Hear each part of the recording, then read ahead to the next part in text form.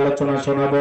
যে কথা বলতে চাচ্ছিলাম, আল্লাহ নবী আলাইহিস সালাম দিনে দাওয়াত দেয়, রাতে দাওয়াত দেয়, সকালে দাওয়াত দেয়, সন্ধ্যায় দাওয়াত দেয়, কোনো মতেই তারা যখন দাওয়াত গ্রহণ করলো না, পয়গম্বরের দাওয়াত যখন ঘৃণা ভরে প্রত্যাখ্যান করলো, আল্লাহ নবী আলাইহিস সালাম সর্বশেষ তাদেরকে জানিয়ে দিল, আমার কওমের উম্মতেরা, ও বনি ইসরাইল উম্মতেরা, শুনে নাও, জেনে নাও, আল্লাহর কোন বান্দারা যদি দমিনে দাম্ভিকতা করে, অহংকার করে, খোদাদ্রোহী হয়ে যায়, আল্লাহ তাআলা এই কওমের উপরে দুই ধরনের আযাব আর গজব পাঠায়।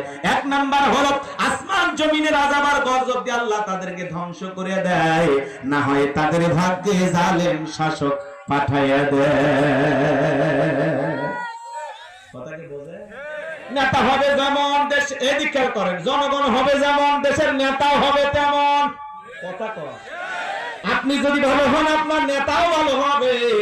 আপনি হাত তুলে বলেন, আল্লাহ এদেশের